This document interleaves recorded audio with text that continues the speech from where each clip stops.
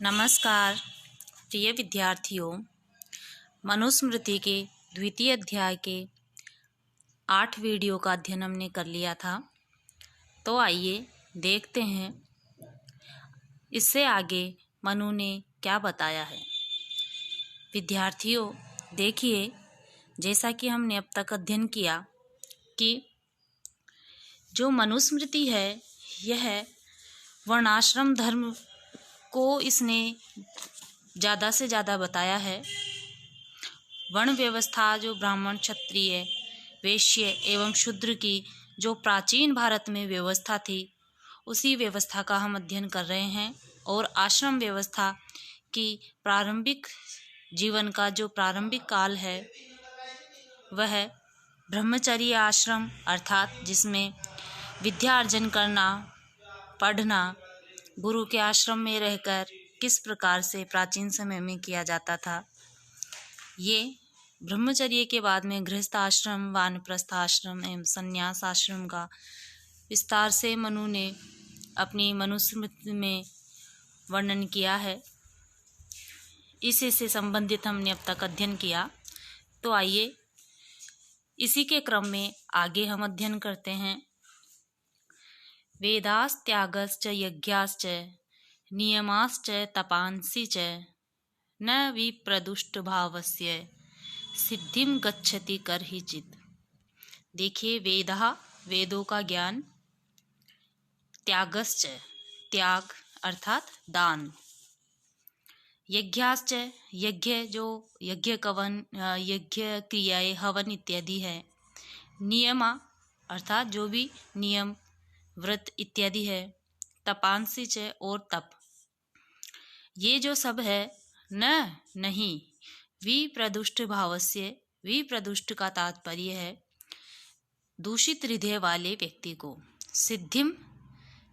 सिद्धि का तात्पर्य है फल, गच्छन्ति प्राप्त होता है, कर्हिचित कभी भी। तो देखिए, ये सब कुछ होने पर भी व्यक्ति का अगर हृदय स्वच्छ नहीं है, हृदय के भाव साफ नहीं है, तो ये सब नियम इत्यादि करने से भी कोई फल नहीं मिलता है कि जिसका मन विषयों में लगा हुआ है।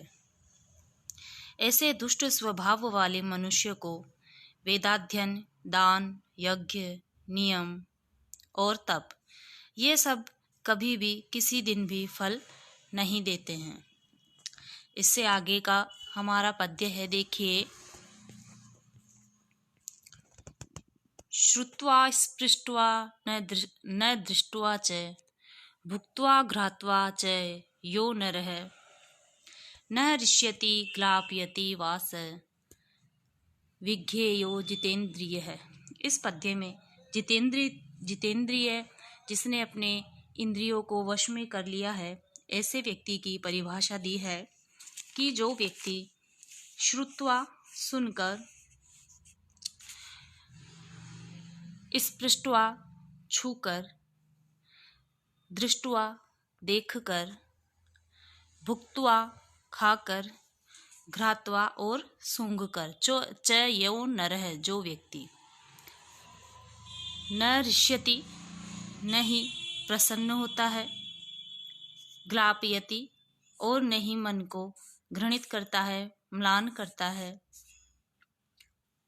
वा अथवा स विज्ञेय वह व्यक्ति उसको जानना चाहिए। जितेंद्रिय है इंद्रियों को जीता हुआ व्यक्ति, कि सुनकर, छूकर, खाकर, सूंघकर, ये सब जो बातें बताई गई है वह इस विषय में है कि सुनना तो सुनने में चाहे बात अच्छी लगे या बुरी, वैसे ही छूने में जो अनुकूल स्पर्श दे या प्रतिकूल, या फिर दृष्टवा देखकर जो आंखों को अच्छा लगे या हो सकता है विपरीत परिस्थिति में अच्छा नहीं लगे, उसी प्रकार से भुक्त्वा खाकर जैसा भी कुछ खाने को मिलता है।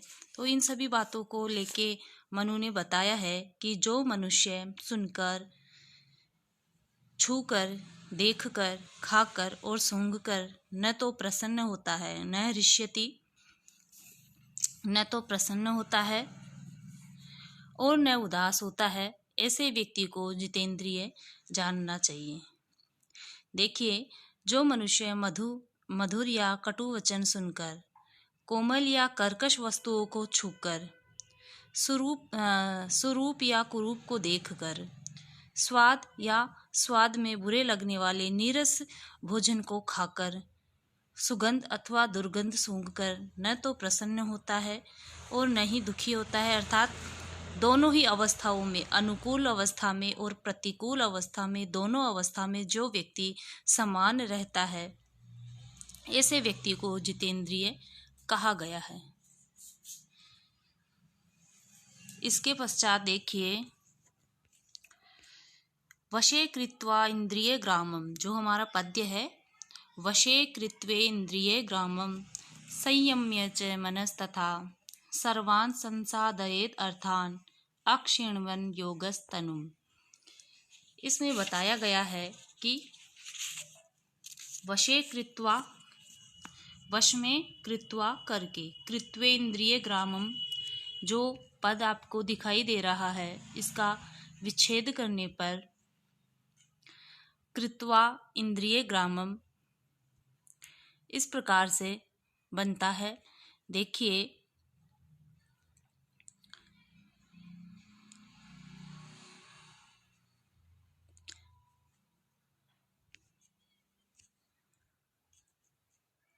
कृत्वा इंद्रिय ग्रामम,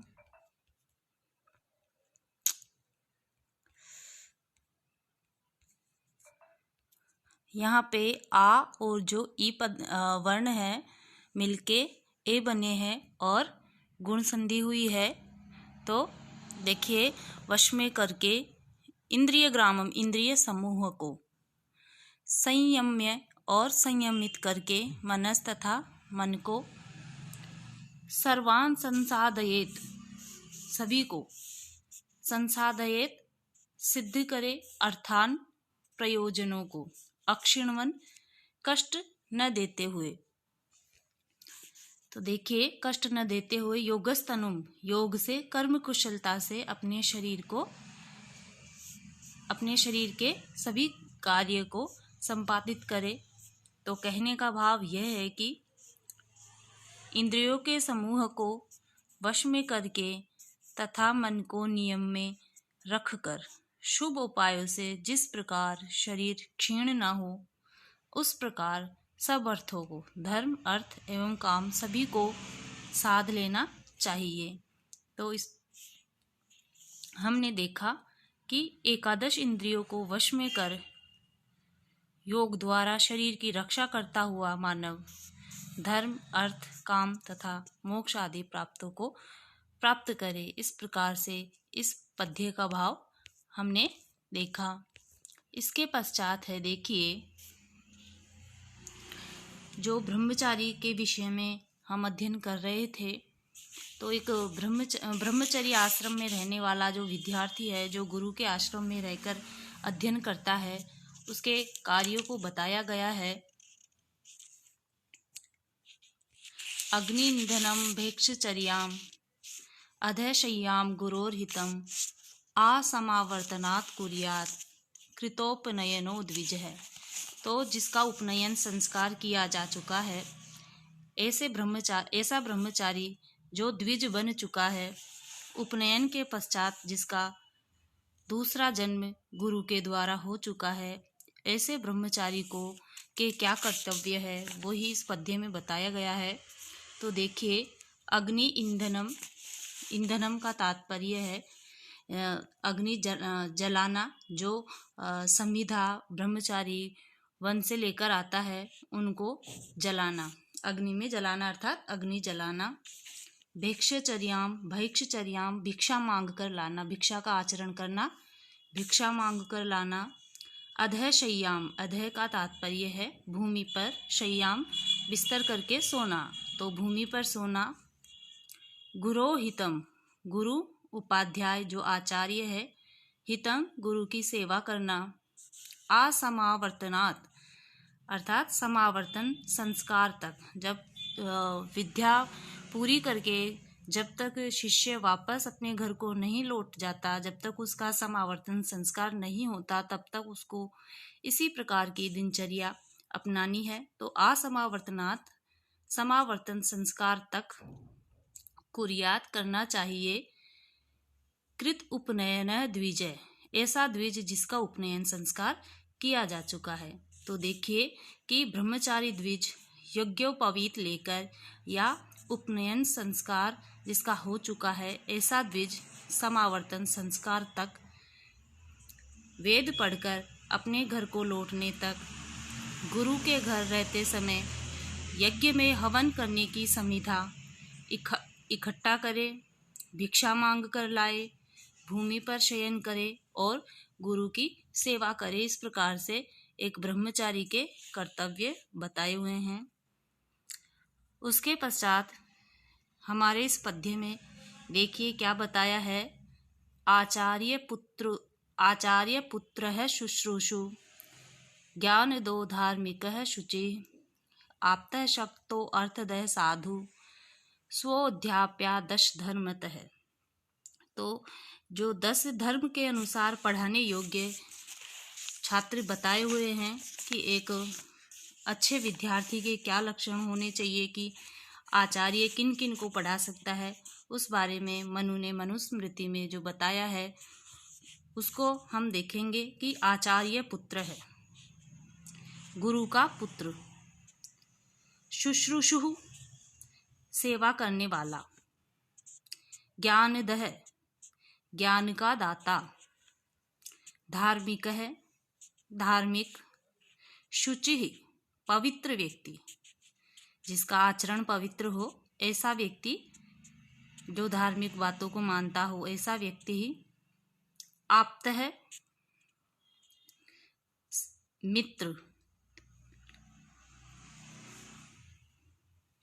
शक्तो अर्थदः धन देने वाला और समर्थ व्यक्ति, साधु परोपकारी, स्वोध्याप्य और अपनी जाति से संबंध रखने वाला, 10 धर्मतः। ये जो 10 व्यक्ति है, धर्म के अनुसार इनको पढ़ाया जा सकता है। तो देखिए, पुनः देखिए, आचार्य पुत्र है, सेवा करने वाला, शुश्रूषु सेवा करने वाला, ज्ञानदः ज्ञान देने वाला, धार्मिक है धर्म कर्म करने वाला, शुचि सत्य बोलने वाला, अर्थात जो पवित्र व्यक्ति है वह, आप्त है विश्वस्त या मित्र, शक्त है अध्ययन में समर्थ, अर्थदः धन देने वाला, साधु सदाचारी व्यक्ति, स्व अपना या अपनी जाति का, अध्याप्या पढ़ाने योग्य 10, ये 10 धर्म के अनुसार कहे गए हैं।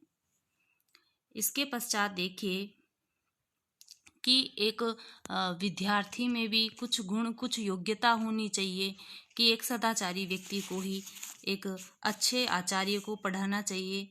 कि इस विषय में मनु ने क्या बताया है, जो आपका पद्य है, ना पृष्ठ कस्यचित् ब्रूयात् न च अन्येन पृच्छतः, जानन्नपि हि मेधावी जडवट लोक आचरेत। देखिए इसमें क्या बताया है कि पात्र को ही विद्या देनी चाहिए, कुपात्र को नहीं। इसी बात को मनु ने बताया है कि ना पृष्ठ है कस्यचित, न अपृष्ठ है, नहीं बिना पूछे, कस्यचित किसी को ब्रूयात नहीं बोले। जब तक विद्यार्थी विद्या प्राप्ति के लिए गुरु को नहीं कहे, प्रश्न नहीं करे, तब तक गुरु को नहीं बताना चाहिए, कि बिना पूछे किसी को भी नहीं बोले। न च अन्येन, न च अन्यायेन, और नहीं अन्याय से, पृच्छत है पूछने वाले को। कि मान लिया कि कोई बुरे भाव से कुछ बात, कोई विद्या कोई ज्ञान की बात पूछना चाहता है, अगर सामने वाले विद्यार्थी का भाव गलत है तो गुरु को उस विद्यार्थी की भावना समझ के भी उसको कुछ नहीं बताना चाहिए। जानन्नपि जानते हुए भी, सचमुच में, मेधावी बुद्धिमान पुरुष को, जड़वत मूर्ख की तरह या गूंगे की भांति, आचरित आचरण करना चाहिए। कि बुद्धिमान पुरुष जानता हो तब भी जब तक कोई न पूछे तब तक उपदेश न दे, अन्यथा अन्याय से पूछने वालों को भी उत्तर नहीं दे, किंतु जानता हुआ भी जगत में गूंगे के समान विचरण करे। इसी से संबंधित हमारा जो अगला पद्य है धर्मार्थ से संबंधित है। इसमें देखिए मनु ने क्या बताया है। धर्मार्थौ यत्र न स्याताम शुश्रूषा वापि तद्विधा तत्र विद्या न वक्तव्या शुभम बीजम इवोशरे। देखिए यहाँ अधार्मिक तथा सेवाहीन को विद्यादान का निषेध किया जा रहा है कि इसमें बताया है धर्मार्थौ, धर्म और अर्थ, यत्र जहाँ पर न स्याताम नहीं हो, या तो विद्यार्थी के मन में धर्म की अथवा अर्थ की भावना हो, शुश्रूषा वापि तद्विधा, और तद्विधा उस प्रकार की धर्म अर्थ से युक्त उस प्रकार की सेवा भी नहीं हो। तत्र विद्या न वक्तव्या, वहाँ पर विद्या नहीं कहनी चाहिए। शुभम उन्नत या उत्कृष्ट, बीजम इव धान के समान, ऊसर या नमक मिले हुए भूखंड में, कि जो एक बंजर भूमि है उसमें चाहे कितनी ही उत्तम किस्म का बीज डाल दे वो उगेगा नहीं, फल नहीं देता। इसलिए कहा गया है ऊसर भूमि में जिस प्रकार से उत्तम बीज डालने पर भी वह फल नहीं देता, उसी प्रकार से धर्म अर्थ या सेवा से हीन विद्यार्थी को भी विद्या नहीं देना चाहिए। इसी प्रसंग में मनु ने कहा है कि जहाँ धर्म और अर्थ न हो और न वैसी सेवा ही हो, वहाँ पर ऊसर भूमि में या बंजर भूमि में डाले गए बीज की तरह विद्या का उपदेश नहीं देना चाहिए। तो देखिए हमारा इस वीडियो का अंतिम पद्य है। विद्ययैव समम कामम मर्तव्यम ब्रह्मवादिना आपद्यपि ही घोरायाम न त्वेन अमीरिणे वपेत। देखिए इसमें मनु ने क्या बताया है। विद्या एव विद्या के साथ ही, यहाँ पे वृद्धि संधि हुई है, आ और ए मिलके आई बना है, तो विद्या के साथ ही समम कामम साथ काम भले ही, विद्या के साथ ही समम कामम भले ही मर्तव्यम मर जाए। ब्रह्मवादिना वेद ज्ञानी व्यक्ति को, जो ब्रह्म ज्ञान को जानता है, ऐसा वेद का ज्ञान रखने वाला जो व्यक्ति है, चाहे किसी को ज्ञान दिए बिना ही मर जाए, किंतु आपद्यपि जो पद है इसमें यण संधि हुई है। आपदि आपत्ति में भी, यदि आपत्ति में भी, यदि घोरायाम घोर भयंकर आपत्ति में भी, न तु ए नाम इस विद्या को घोर आपत्ति में भी इरिणे, न तु ए नाम इरिणे वपेत। इरिणे का तात्पर्य है ऊसर भूमि या क्षार भूमि या कुपात्र विद्यार्थी के विषय में हम देख रहे हैं। तो इस प्रकार से विद्या को लेकर ही चाहे वेद पाठी ज्ञानी को मर जाना चाहिए, लेकिन कुपात्र को कभी भी ज्ञान नहीं देना चाहिए। यही भाव मनु ने इस पद्य में बताया है कि वेद पाठी का विद्या के साथ ही, अर्थात किसी को बिना पढ़ाए ही मरना भला है, किंतु घोर आपत्ति में भी इसे ऊसर भूमि में न बोए, अर्थात कुपात्र को नहीं पढ़ाए।